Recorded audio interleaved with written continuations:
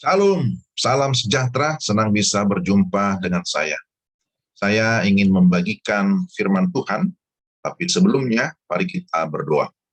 Tuhan, terima kasih ada kesempatan bagi kami mendengarkan firman. Kami memohon pertolongan Allah Roh Kudus, sehingga kami dapat memahami dengan baik. Dalam nama Yesus kami berdoa. Amin. Saudara, saya ingin membagikan satu ayat firman Tuhan yang tentu sudah terkenal. Saya yakin saudara tidak asing lagi dengan ayat ini. Esra 7 ayat 10. Sebab Esra telah bertekad untuk meneliti Taurat Tuhan dan melakukannya serta mengajar ketetapan dan peraturan di antara orang Israel. Esra 7 ayat 10. Saya beri tema komitmen hamba Tuhan. Saudara-saudara yang dikasihi Tuhan, apa yang dimaksud dengan komitmen? Komitmen adalah sebuah tekad ataupun kesiapan hati untuk melakukan sesuatu dengan kesungguhan dan berkesinambungan hingga akhir. Saya dengan sengaja memilih Esra 7 ayat 10 juga mensyukuri bagaimana penyertaan Tuhan di dalam kehidupan saya secara pribadi. 20 tahun yang lalu, tepatnya 12 Mei, Tuhan memanggil saya secara khusus dalam jabatan pendeta.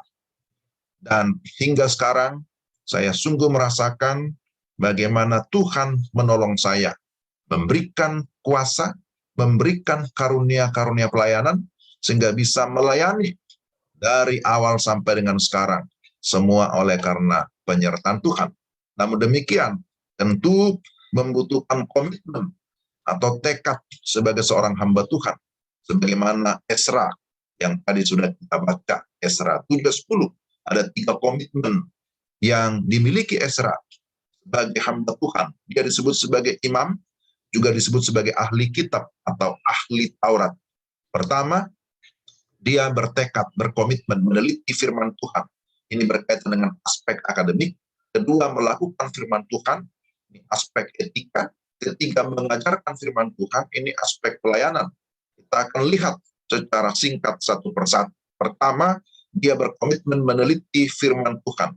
Saudara, Esra bertekad memiliki komitmen meneliti Taurat Tuhan atau firman Tuhan. Kenapa?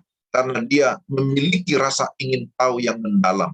Atau dalam terjemahan lain disebutkan bahwa dia mau mencari tahu kebenaran. Karena dia yakin hukum Taurat itu berasal dari Tuhan.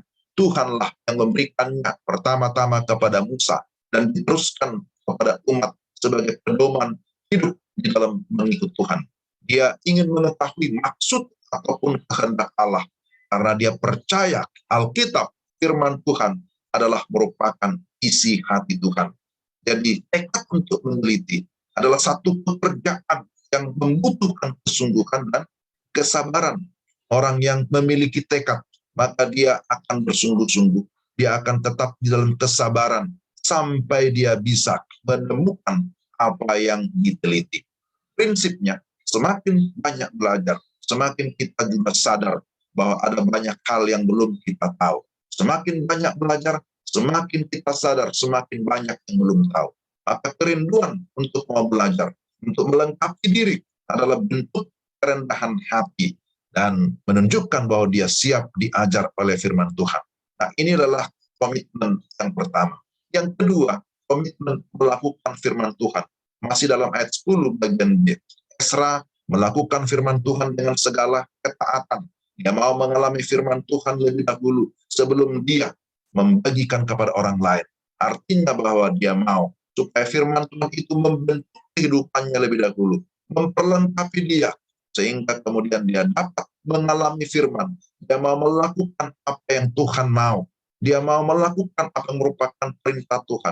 Dia mau menjauhi apa yang merupakan larangan daripada Tuhan.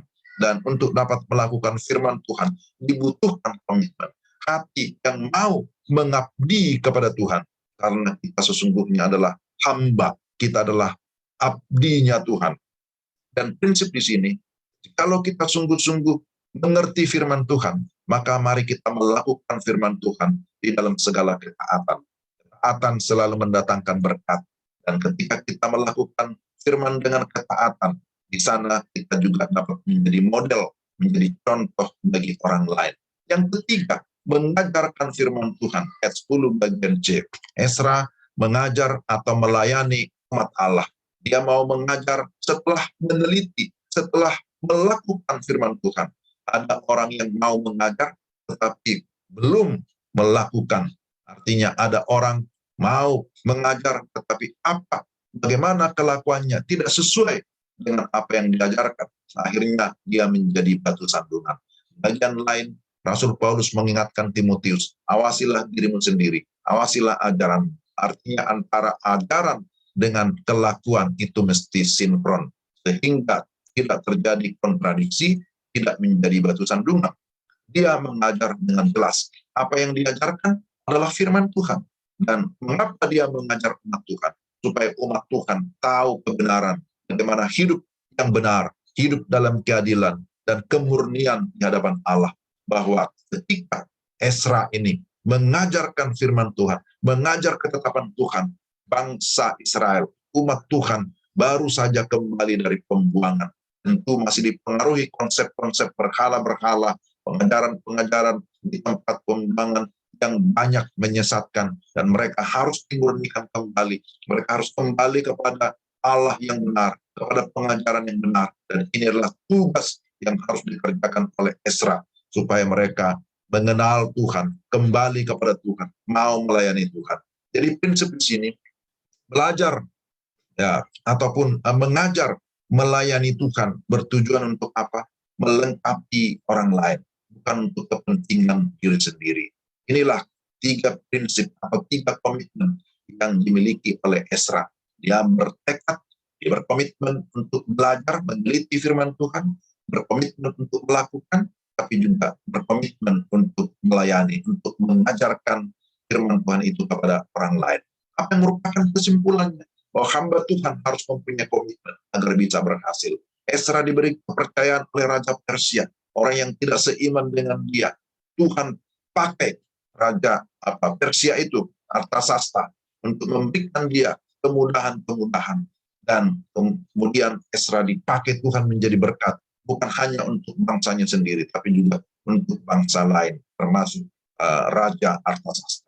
Demikian juga saudara dan saya, kita semua umat Tuhan, kita semua orang-orang yang percaya kepada Tuhan, harus memiliki komitmen dalam segala aspek kehidupan kita. Berkomitmen di dalam kehidupan pribadi, berdisiplin secara rohani, di dalam doa, di dalam firman, di dalam persekutuan, di dalam kesaksian kita, tapi juga dalam kehidupan keluarga. Perlu ada komitmen sebagai kepala keluarga, sebagai ibu rumah tangga, sebagai orang tua, sebagai anak, untuk tetap hidup di dalam Tuhan. Berkomitmen di tengah-tengah pekerjaan, apapun pekerjaan kita lakukan untuk Tuhan, untuk pemulihan Tuhan. Berkomitmen di tengah-tengah masyarakat, di tengah-tengah negara, bagaimana menjadi warga negara yang baik.